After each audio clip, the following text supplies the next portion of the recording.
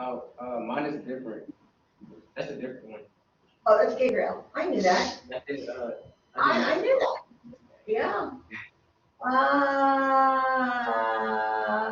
here we are. Oops. Sorry, Gabriel. It's fine. All right. All right, so Okay, so, nope, not yet. Let me do this. I gotta go back in.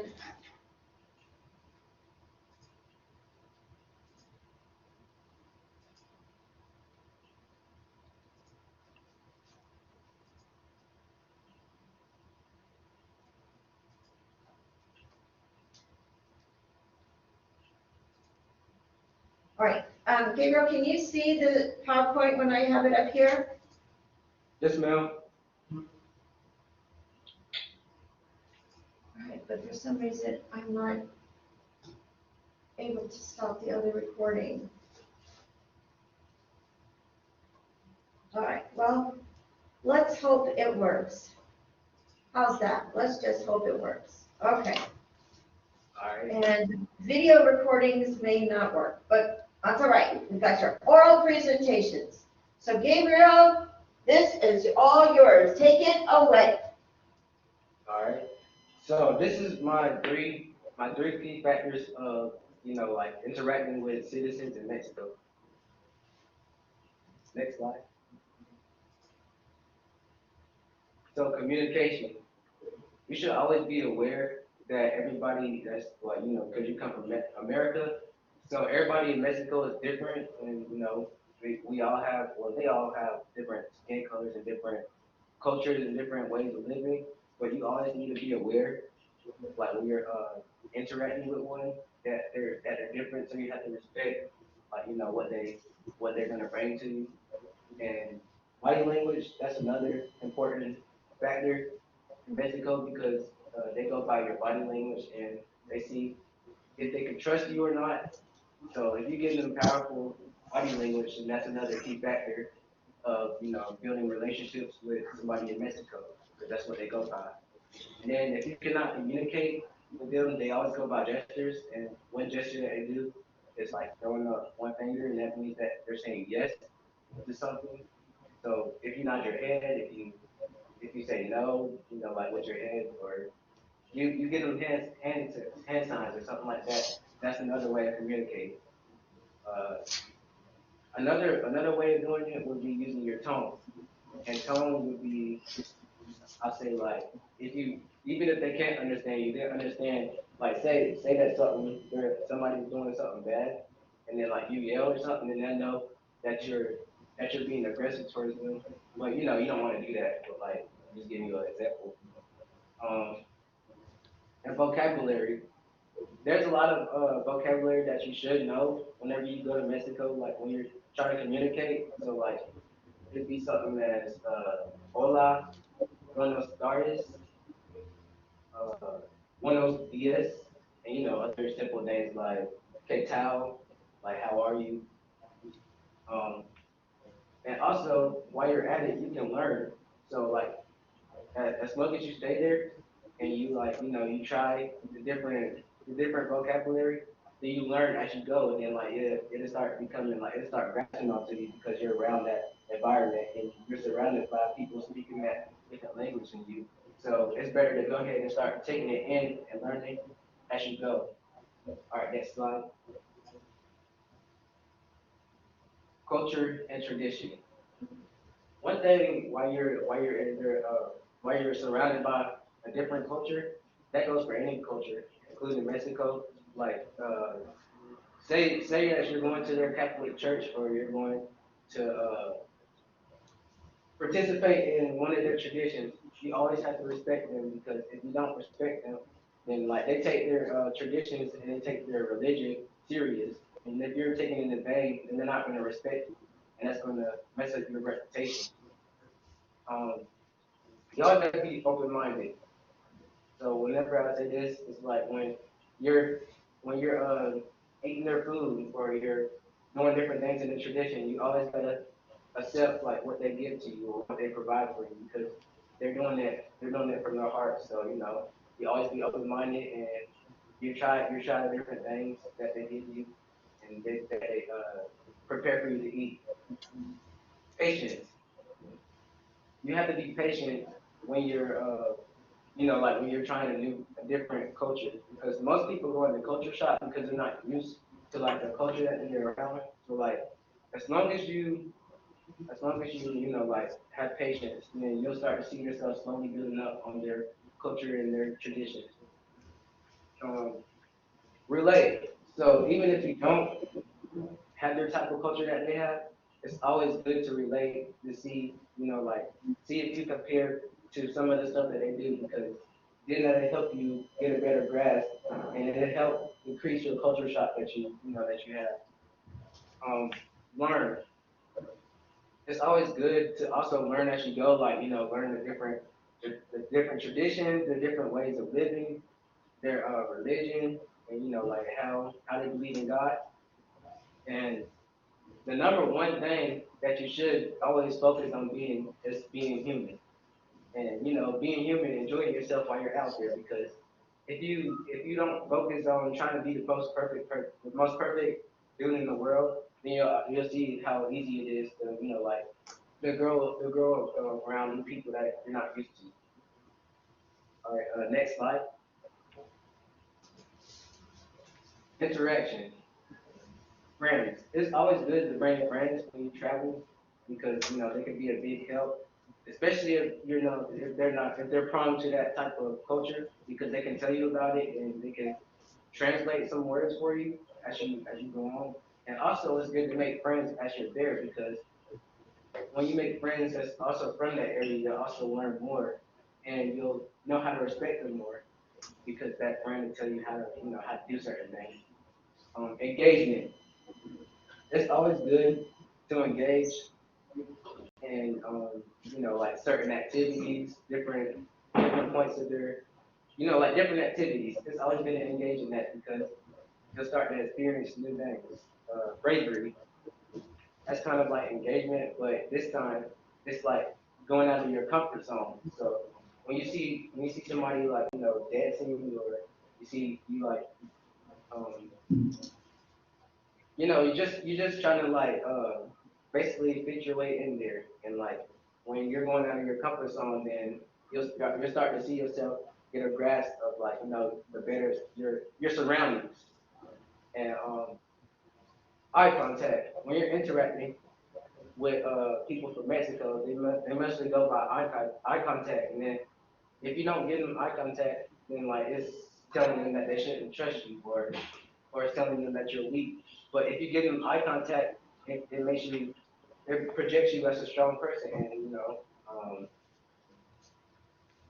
I kind of lost where I was gonna be at, but yeah, if you give them eye contact, then they're gonna respect you more. Understanding. If you understand, I mean, no, if you take time to understand their traditions and the way that they live, then you'll start to see how much they're starting to try to understand you more and the way that you live in America. And finally, you go out there to have fun, because when you're having fun and you're interacting with other people that's like from different cultures, you're starting to see that culture shock, and everything else is coming from communicating with them to be a little bit better for you. And next slide, Okay. and that's my Great we got. job. Great job. Yeah. Woo-hoo. That was really interesting. So, I don't have any questions. That was excellent. All right, Jaylen, do you want to come up? Do I have yours? Yeah, no. I don't have your PowerPoint, do I? I do. Yes. Where do I see it? Hold on. Oh, sorry, there it is. Jaylen, you want to come up? Yeah. All right, we're gonna let Jaylen go. Gabriel, remember to write your question, the answers to the 3 questions for every speaker, because you're gonna need to email it to me, all right? All So right. now we have Jaylen, and remember, wow, I did not know that. 2, no duh, everybody knows. And number 3, I learned and appreciate something new. So what is that? So make sure that you're doing that for all of our speakers. All right. And I'm going to now turn it into presentation mode. And Jaylen, take it away. Hi, I'm Dylan McCoy, and this is my presentation of the Hamar tribe based in Ethiopia. So the Hamar is a southwestern Ethiopian tribe based out of 8 in the Omar Valley, and they really take a lot of pride in men and women and children growing up and becoming successful as you and yeah, become successful. So in this slide, I'll go over the Hamar culture as a whole, family traditions, rituals, and how it connects to what we've learned in the class and how it connects to America and what we see as normal. So first off, we have the Hamar culture.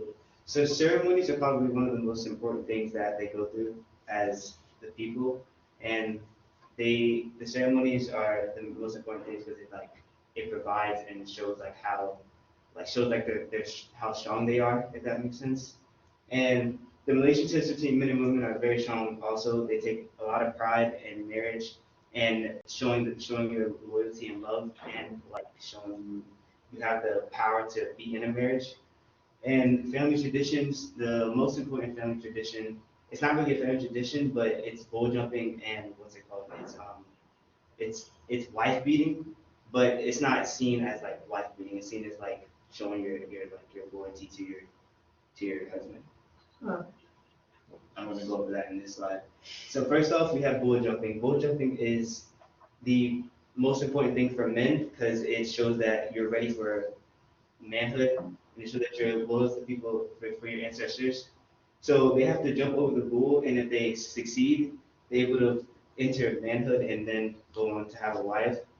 And now, if they pass the bull jumping, they can then have another ceremony with their wife, and this is the part of wife beating. So women will all gather up, they'll cheer, dance with bullhorns and stuff like that, and it'll be a circle, and then the wife will be in the middle, and men will begin beating them. So they do that. So they do that in order for, the women do it. They basically beg their husband to beat them, but it's not seen as a bad thing, if that makes sense. In their culture, it's seen as them showing their love. So they're always they really want this to happen. They would do anything for that. So how does it connect to what we learned in the class, and how does it connect to America? The most the biggest thing that really connects is actually it doesn't really connect. It's the differences that the tribe has into America.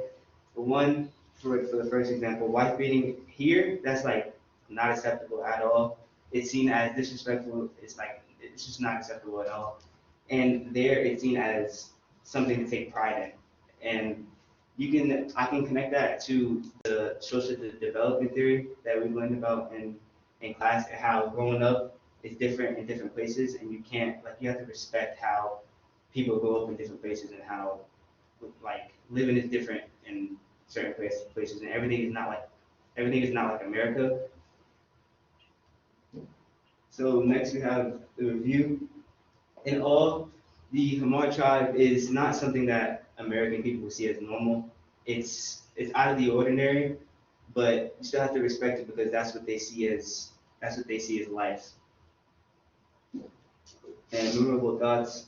The main thoughts that I took away from this would be the bull jumping ceremony, because me as about to be a man, becoming entering manhood is probably one of most struggling things you can go into as a mental thing, and it shows in the bull jumping ceremony because it's you're entering manhood, and it shows how it can be very challenging, but if you overcome it, it's very relieving, and it shows how successful you are and that you're strong. And then, are there any questions? I have a question. Is the wife beating ceremonial, or does it result in blood and physical harm? Yeah, it's a ceremony, and it does result in blood and harm, but it's not like, it's a good thing it's a good thing in their eyes. I understand, yeah, and you're doing a great job trying to explain that, so it's a good job. Any other questions? All right, good, interesting. No question?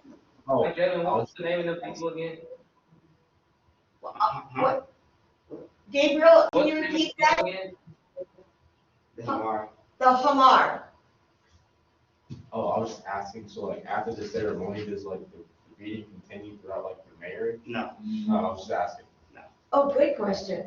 So it's a one-time thing. Yeah. All right, interesting. Thank you. Yeah, my sources. Good job, all right. And that's a classic example of not being ethnocentric, and I have to work on that. All right, so our next speaker is going to be Thatcher, because Miko really doesn't want to go. So Thatcher may take up so much time, there's no time for you. Hey, let's go. No. All right, I have no worries because I don't remember. Oh, that's fine. Okay. absolutely. I'll you back can up use your it. reading in a second. So, All right, okay, so today I will be sharing with you what I have learned about the Japanese communication style.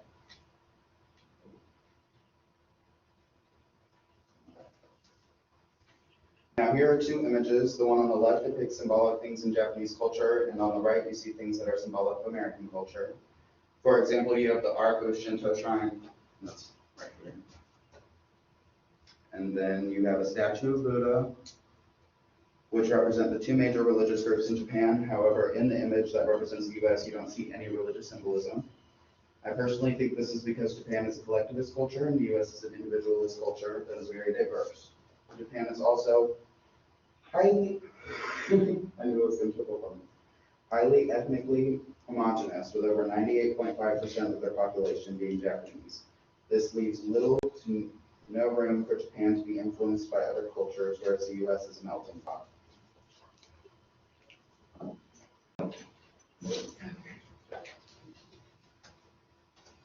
Here you can see my main topics of discussion are emphatic communication, the social comparison theory, and formal versus informal communication in Japan. Now, this is a big part. It's not a part of my three main topics, but it pretty much is the base of Japanese communication, so I'm going to have to say something about it. So slide 4, the avoiding conflict style is integral to the Japanese way of communicating. The interpersonal communication textbook defines it as a conflict management style that often indicates low concern for self and a low concern for others, and no direct communication about the conflict takes place. Professor Hiro Takai of Nagoya University states that maintaining interpersonal harmony is more important than an individual's thoughts, feelings, and opinions being heard by others. When others are outspoken and direct, it can be disruptive and hurtful to the Japanese because they are not used to it. This is also why the Japanese do not choose to criticize harshly or participate in debate education as we do in the US. You may be wondering, how do they resolve conflict then? They do this by either picking up on nonverbal cues such as body language or facial expressions to fix what's wrong before something must be said, or they wait for differences to quote unquote diminish or disappear over time.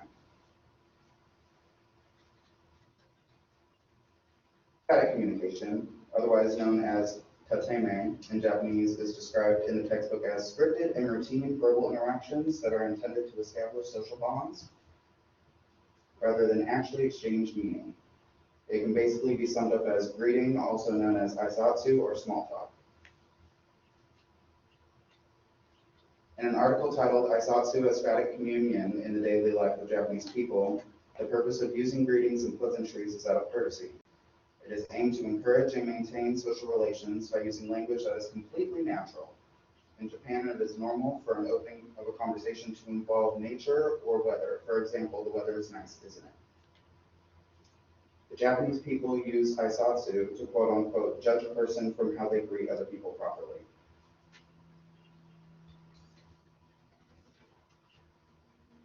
The social comparison theory is in its textbook definition, described as a theory that we use to describe and evaluate ourselves in terms of how we compare to other people.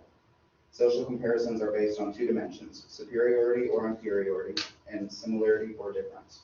For example, attractiveness, intelligence, abilities, etc. It is also said that the Japanese lack in self-serving biases because of their collectivist nature. Asians in general also report that there is a negative effect of downward force comparisons. It is also said that Asians would be more likely to engage in more frequent voluntary upward comparisons rather than non-Asians. I also wanted to mention the fact that Japan, like the US, does have significant gender inequality. For example, women are paid less than men and are expected to hold part-time job positions. This is to be able to take care of the home and children, even though young women in Japan are proven to be more educated than their young men.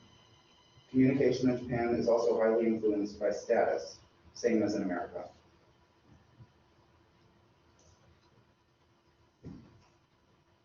In Japan, most people exercise a social behavioral skill called Han and Tatame, which is considered as a quote-unquote national characteristic of Japanese people, and it has always been an integral part of communication in general for them. Han can be described as one's true feelings, and Tatame is defined as a behavior or opinion which people actually say in public. Tatame is basically the facade or the metaphorical mask you wear in public. In the US, we would assume this is two-faced, when in Japan it is used daily and not viewed negatively. It is actually recognized as proper social etiquette and keeps harmony. It is practiced to avoid conflict. Japanese people are more likely to go to larger extents to avoid conflict with others and save face for their group, which is very important to them. This point could also relate back to them being a collectivist culture. Han is intended to be exercised in private or more informal settings, whereas tatame is fit and expected in more formal settings.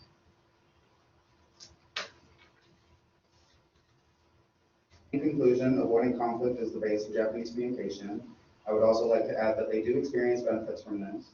It makes all people very easy to get along with, which maintains interpersonal harmony.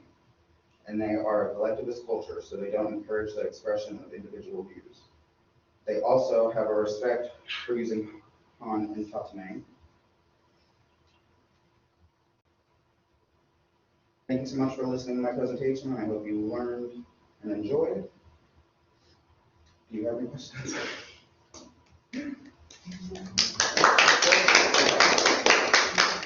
Make I'll give you a slide, you don't have I mean, I can do it like really quickly. to. No, I don't want you to do it really quickly. I want you to do it meaningfully. All right, and I want to do a couple of reviews. Okay, so this is my last time to see you. Very well done. Very interesting.